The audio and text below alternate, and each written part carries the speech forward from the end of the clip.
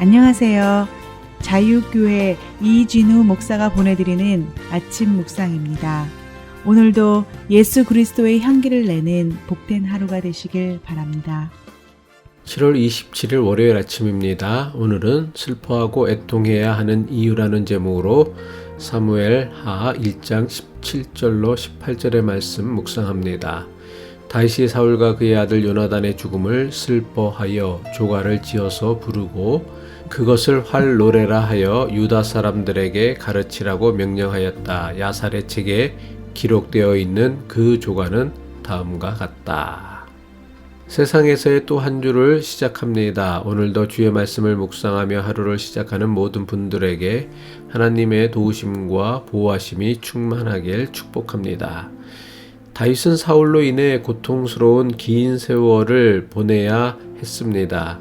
하지만 사울이 죽었다는 소식을 들은 다윗은 조금도 기쁘지 않았습니다. 오히려 깊은 슬픔에 빠졌습니다.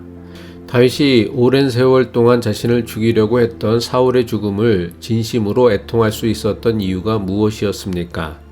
다윗은 사울이 자신에게 보여준 증오와 분노, 그리고 사울에 대한 자기의 복수심보다 더 중요한 것이 있음을 깨달았기 때문입니다. 그것은 바로 사울에 대한 하나님의 기름 부음이었습니다. 다시 말해 사울에 대한 자기의 복수심보다 사울에 대한 하나님의 뜻을 다윗은 더 중요하게 여긴 것입니다. 만일 다윗이 사울의 분노와 증오에 대응하며 자신의 인생 행로를 결정해 나갔다면 다윗은 분명히 사울과 함께 망하였을 것입니다. 하지만 다윗은 사울에게 쫓기는 동안 기도를 통해 자신의 고통과 분노를 하나님께 맡겨드렸습니다. 자신의 복수 갚는 것을 하나님께 맡겨드렸습니다. 그 결과 사울이 다윗에게 보여준 증오와 분노는 다윗을 넘어뜨리는 대신 오히려 다윗이 더 크고 너그럽고 넉넉한 사람이 되게 하였습니다. 다윗은 사울에게 고난을 받으면 받을수록 더욱 큰 사람이 되었습니다.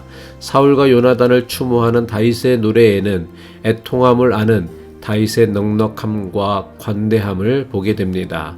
다윗은 자신의 슬픔을 노래로 표현하고 유다 지파 사람들에게 이 노래를 가르치고 배우라고 명령합니다. 다윗은 자신이 지은 애가를 통해 사울의 적이와 요나단의 사랑을 어떻게 대해야 하는지 자신을 따르는 사람들에게 가르치길 원했던 것입니다. 미움 때문에 당하는 고통과 사랑 때문에 겪는 고통이 함께 어우러져 만들어내는 삶의 애통함을 어떻게 다루어야 하는지 가르치길 원했던 것입니다. 성경이 활의 노래라는 다윗의 애가를 통해 우리에게 가르치고 있는 신앙의 교훈이 무엇입니까? 고통받는 것이 가장 나쁜 상황이 아니라는 것입니다. 미움받는 것은 가장 나쁜 상황이 아니라는 것입니다. 사랑하는 사람과 떨어지고 이별하는 것이 가장 나쁜 상황이 아니라는 것입니다. 심지어 죽음 또한 가장 나쁜 상황이 아니라는 것입니다. 결국 모든 사람은 죽기 때문에 죽음 역시 인생에 있어서 가장 나쁜 상황은 아닙니다. 성경은 인생에서 가장 나쁜 것은 슬퍼해야 할 때 슬퍼하지 못하는 것이 가장 나쁜 상황임을 가르치길 원했던 것입니다. 많은 사람이 슬퍼할 때를 분별하지 못합니다. 슬퍼해야 할 일에 대해 그 슬픔을 감추거나 축소하여 피하려고만 합니다. 하지만 슬픔을 가능한 빨리 잊거나 할 수 있는 한 대수롭지 않게 여기는 것은 결코 바람직한 방법이 되지 못합니다.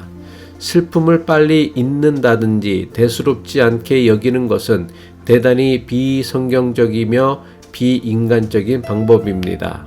하지만 많은 목사나 교인들은 사랑하는 이의 죽음을 슬퍼해야 하는 장례식에서조차 슬퍼하는 것을 마치 죄를 짓는 것처럼 여기는 경향이 있습니다. 장례식을 세상에서의 이별을 애통하는 시간으로 여기지 않고 단지 천국에 보내드렸다는 사실 때문에 기뻐해야 한다고 합니다. 물론 천국에서 다시 만날 소망으로 위로를 삼는 것도 중요합니다. 하지만 소망 이전에 먼저 사랑하는 이를 떠나보낸 충분한 슬픔의 시간을 가지는 것이 중요합니다. 충분한 슬픔의 시간을 가져야만 참된 소망의 기쁨도 누릴 수 있기 때문입니다.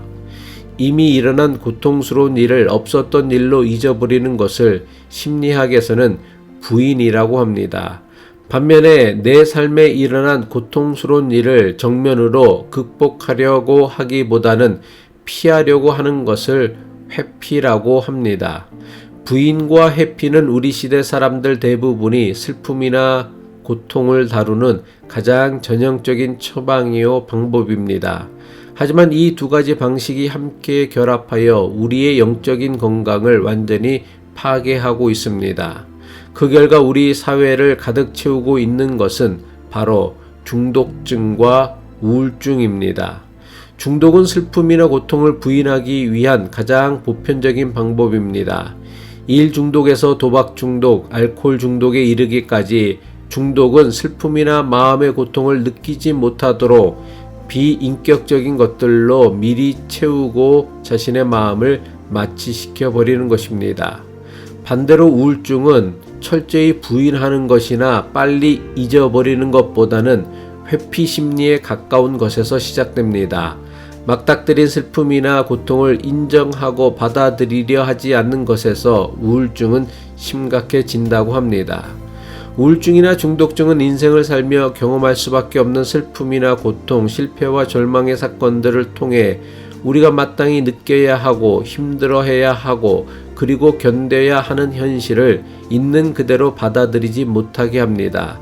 대신에 빨리 잊어버리려 하거나 회피하며 축소한 것이 마음에 쌓이고 쌓인 결과로서 나타난 것입니다. 그래서 중독증이나 우울증에 빠지면 다른 모든 현실에 대해서도 무감각해지고 둔감해집니다. 예수님은 산상수훈 8복의 말씀에서 애통함을 회복하라고 가르치셨습니다. 예수님의 가르침처럼 우리는 슬퍼하며 애통하는 법을 배워야 합니다. 애통할 줄 알아야 참된 인생의 위로를 경험할 수 있습니다. 그리고 이 위로를 받은 사람만이 참된 인생의 행복을 누릴 수 있습니다. 마태복음 5장 4절 예수님의 가르침이시죠. 애통하는 자는 복이 있나니 그들이 위로를 받을 것이며. 우리는 슬퍼하며 애통하는 법을 배워야 합니다. 우리는 슬픔을 통해서 우리의 삶에 진정으로 필요하고 소중한 가치들을 발견하게 됩니다. 이웃에 대한 사랑과 이해, 감사의 의미도 비로소 발견하게 됩니다. 무엇보다도 사람은 슬픔 속에서 하나님을 발견하게 됩니다. 기독교인 대부분이 자신의 삶의 큰 슬픔과 고통 속에서 주님을 만났습니다. 슬픔은 인생의 가장 중요한 것들이 무엇인지를 발견하는 축복의 원천이 됩니다. 시편 51편 17절의 말씀이죠. 하나님의 구하시는 제사는 상한 심령이라. 하나님이여 상하고 통회하는 마음을 주께서 멸시치 아니하시리이다. 상실이나 실패를 피해가는 행운이나 영리함은 인간을 결코 성숙시켜 주지 못합니다. 부인하고 회피하는 건 역시 마찬가지입니다. 그러므로 우리는 애통함을 더욱더 배워야 할 것입니다.